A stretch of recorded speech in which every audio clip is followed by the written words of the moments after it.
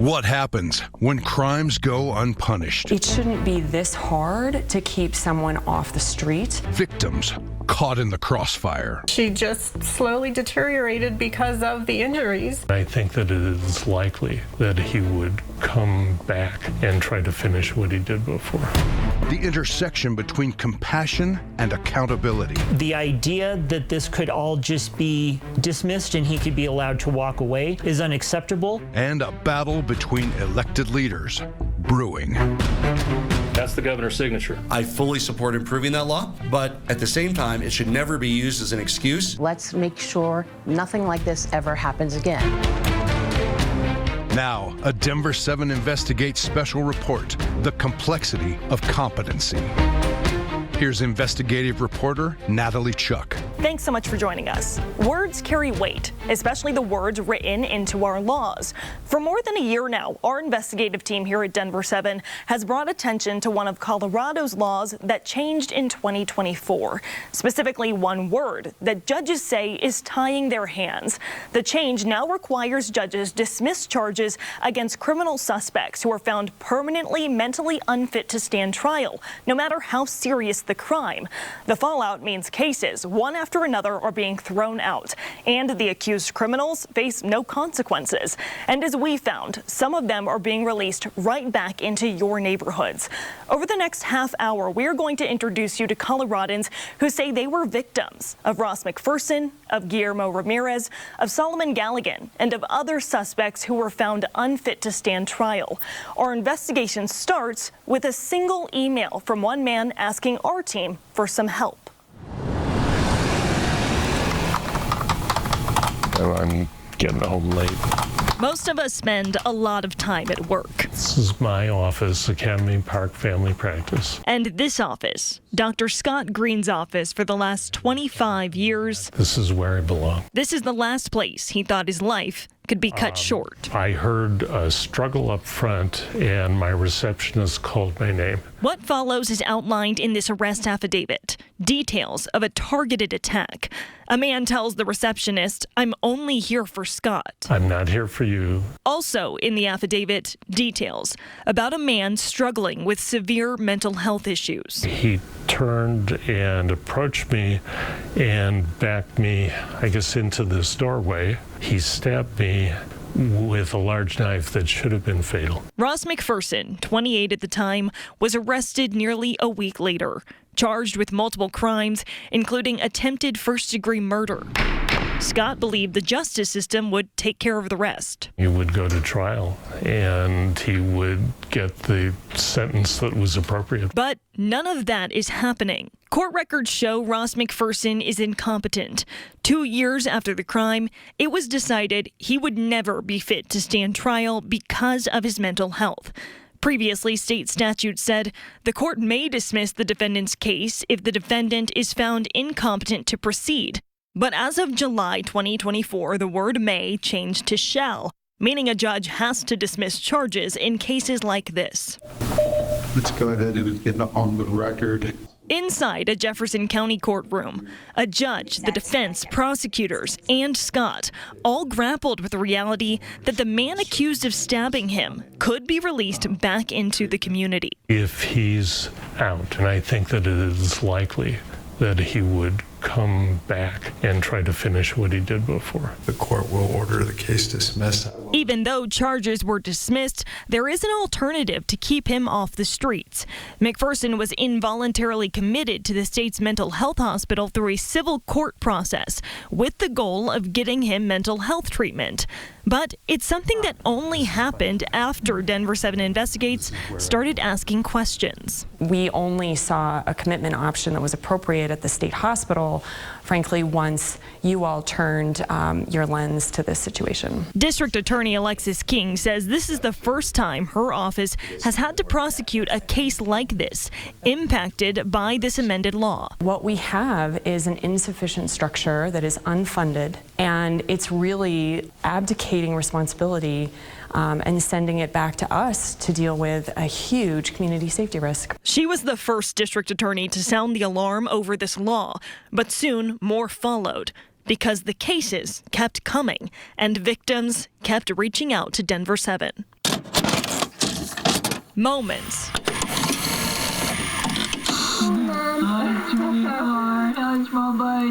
Caught on camera. Christmas, birthdays, Halloween. Where's my tree? That's my tree. For Joseph and Billy Joe Bowman, cameras have captured the best days and the worst. One person is dead after a fiery crash this morning in Golden. It has been a nonstop nightmare. Investigators say Guillermo Ramirez sped through a red light on Highway 6, going more than 100 miles per hour. The car hitting an SUV that burst into flames. According to these arrest documents, Ramirez's toxicology report on December 17, 2021, the day of the crash, revealed drugs in his system, plus a blood alcohol level of 0.225. Ramirez was only 18 years old at the time. I didn't have enough time to react. All I could do was scream, and then he hit us. The Bowman's mom, 66-year-old Neely, and 24-year-old Bricia Leon both died from their injuries from the crash. She was the most warm, sincere, giving, loving person that you'd ever meet. She was fearless. You know, she was a single mom. She had to be. The months after the crash left the siblings severely burned, and their mom much different than before. Instead of holidays, cameras captured hospital visits. Oh, you're not gonna roll. You're okay. I got the brakes on. Neely suffered third-degree burns, multiple fractures, and eventually had her leg amputated. She was going to be okay, but then she just slowly deteriorated because of the injuries from the accident. About 9 months later, Neely died. She was literally tortured for the last 9 months of her life. State doctors found that because of his mental state, Ramirez is not and might never be fit to stand trial. The idea that this could all just be dismissed and he could be allowed to walk away is unacceptable. The judge dismissed his case despite a fight from prosecutors. It's not common for us to challenge a doctor's report finding somebody competent or incompetent. Allie Brady was one of the prosecutors on this case. Ramirez has had multiple interactions with law enforcement since the crash, allegedly fighting in public and violating protection orders. Transcripts obtained by Denver7 Investigates show the lengths prosecutors went to poking holes in one of the doctor's opinions about Ramirez's ability to stand trial. There are no clear and consistent standards for the factors that evaluators should be considering in evaluation. Cameras were not allowed in the courtroom, but the judge made it clear that this decision is a bitter pill to swallow, saying to everyone, "I have the unenviable job of dismissing the case, even though everything in my head and my heart says the opposite." It is a sickening position to be in because I do not care about him. I want him to be in a cage where he belongs. But in order to do that, we are forced to advocate for the fact that he is getting inadequate care. In your opinion, is he gaming the system or is the state's system failing? Both. I think both. I think it's fair for the community to be concerned that this man is released back into the community. And we were there when Ramirez left the courthouse. Do you agree with the findings that you're incompetent? You don't want to make any comment? Any comment you want to say? After hearing the family speak up there? He would not answer any of our questions. He might be mentally ill, but he's still very capable. He made these decisions that changed our lives. The Bowmans and Dr. Scott Green are just a few of more than a half dozen victims who tell us how disappointed they are with the recent change to the justice system. We also met a sister, her brother nearly beaten to death. We never expected that our law enforcement was not going to be able to hold somebody accountable for doing something so terribly wrong. A father, his little boy nearly kidnapped from a playground. Everybody's hands are tied in this situation as far as dropping the charges are concerned. And a grieving family. A man was murdered in front of his house, and the accused killer reportedly called 911 himself to confess. It's a open and closed case. It's done. The guy turned in the weapon, admitted it, it's over with. So I thought, okay, justice will be served. I was wrong. So was my family, and we'll never be right again. So how did we get here? Why did lawmakers change this statute in the first place? And the biggest question for these victims, is more change coming? When we come back, sitting down with the lawmaker who pushed for this change. Well, it doesn't really matter how long you're sitting in jail, you're not getting help. Plus, you know, it's frustrating. It's frustrating as a prosecutor that our hands are tied. The growing calls for reform.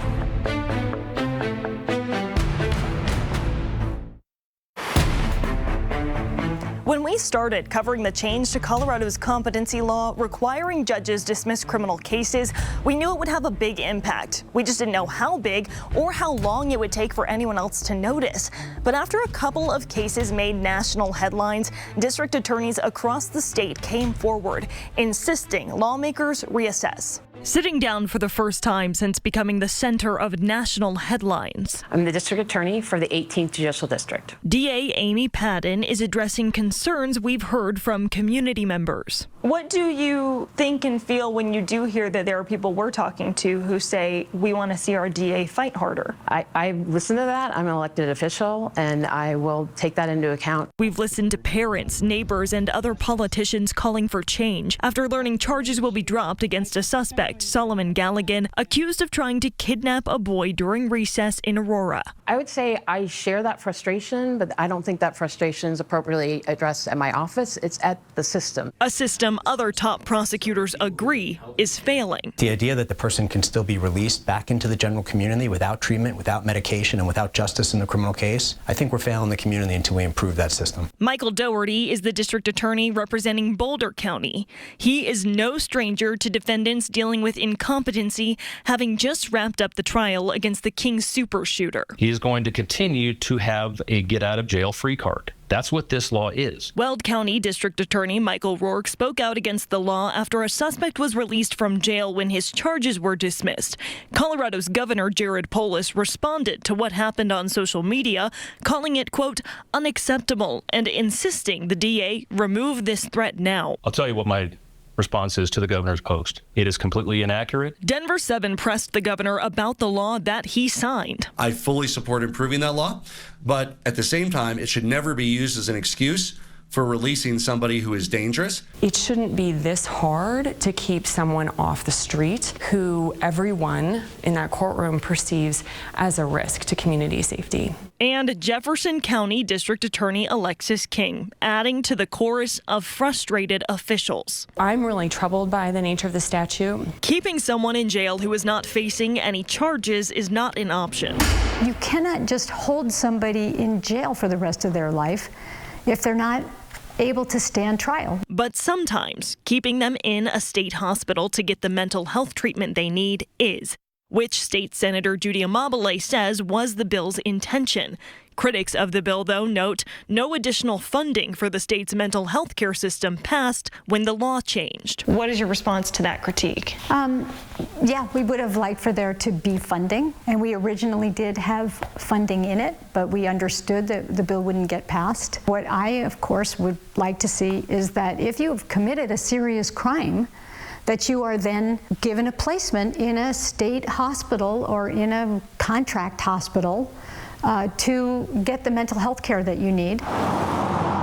That's easier said than done. Colorado's mental health care system has long been overwhelmed. In fact, in 2019, the state's Department of Human Services entered into a consent decree, an order from the federal government to address long wait times for court-ordered competency services. Plus, most defendants do not meet the criteria for forcible commitment to state-run mental health hospitals. We're watching now as this brand new bill is playing out. We're seeing where some of the potential gaps could be. Leora Joseph is the director of the state's Office of Civil and Forensic Mental Health. She admits that this law needs more work to prevent potentially dangerous criminals from slipping through the cracks. It has great intention to be able to bridge that gap between the forensic, the criminal justice system, and the civil system. That's an important mechanism. The question is, now what? Next, what lies ahead in the legislature? I am finally getting a sense of reassurance from these folks, and it is a healing thing. Plus, is this your first time seeing the car? This is my first time seeing it since the day we were hit.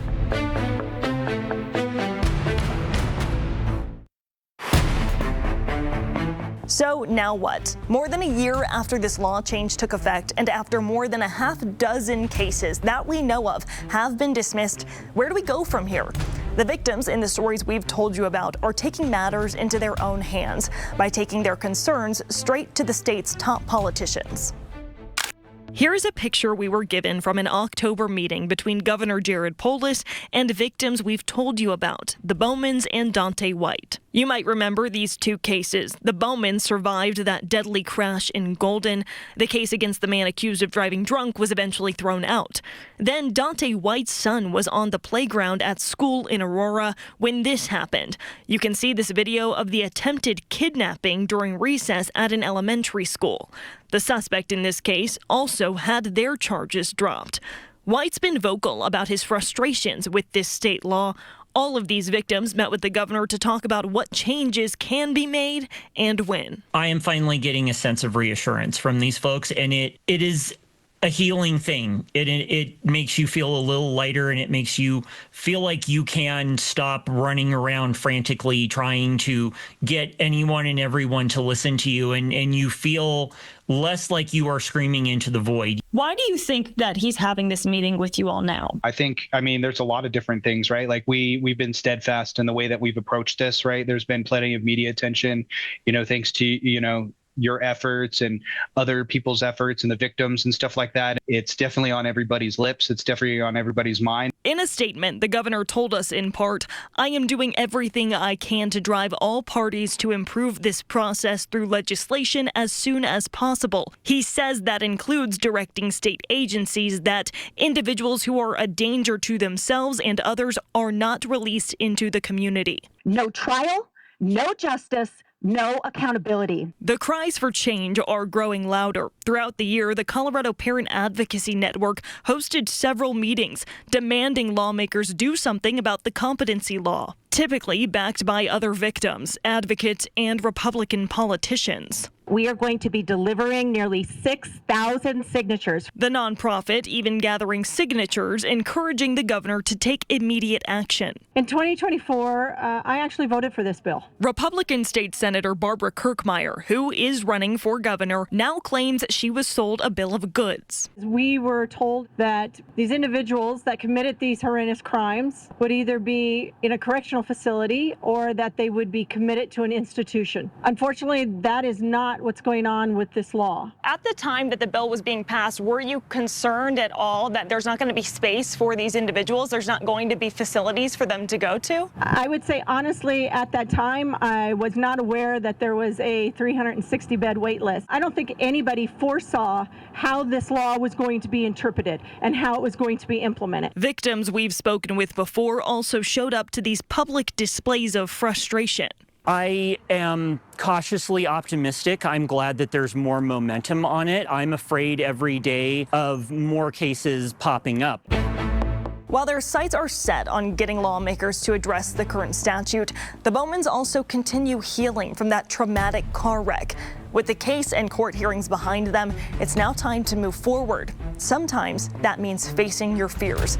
And we were there alongside them as they took one big step toward closure. Those are my mom's shoes. It's almost like a time capsule. Because she had arthritis in her hips really bad. Memories from a day no one really wants to remember. There are little remnants of our just like day-to-day life in this vehicle still. A life that will never look the same after what happened more than 4 years ago. Is this your first time seeing the car? This is my first time seeing it since the day we were hit. Parked in a lot in Jefferson County. This is the most physical indicator of the harm that he caused outside of my mother's dead body in a casket. A reminder for Joseph and Billy Joe Bowman of what they lost on December 17th, 2021. Today she would have been 70 years old. This is her birthday today, and we're here doing this. Months after the case against the man accused of causing the car crash that killed their mother and another woman was thrown out, the siblings are here, facing the horror of that morning head on. Mom was rolling around in the middle of Colfax screaming, "I'm on fire, I'm on fire."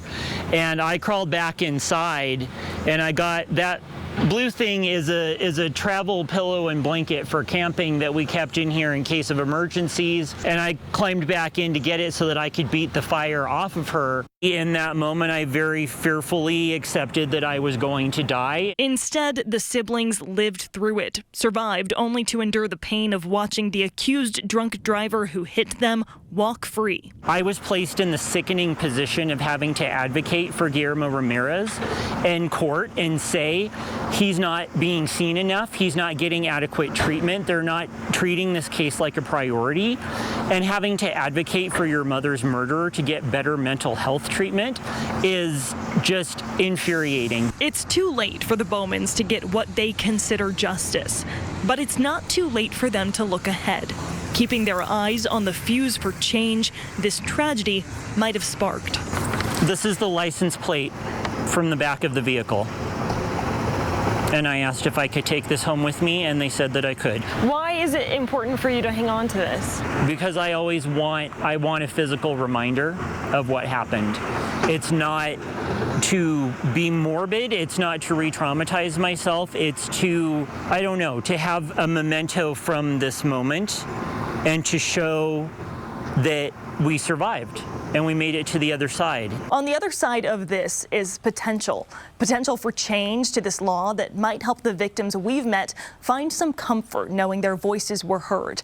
The potential to address ongoing cracks in what many call Colorado's broken mental health care system. But only time will tell. A reminder, all of this started because someone with a problem sent us an email, so don't hesitate to reach out. You can contact Denver7 Investigates anytime at the number on your screen or by sending us an email at investigates@denver7.com. From all of us here at Denver7 Investigates, thanks for joining us, covering the complexity of competency.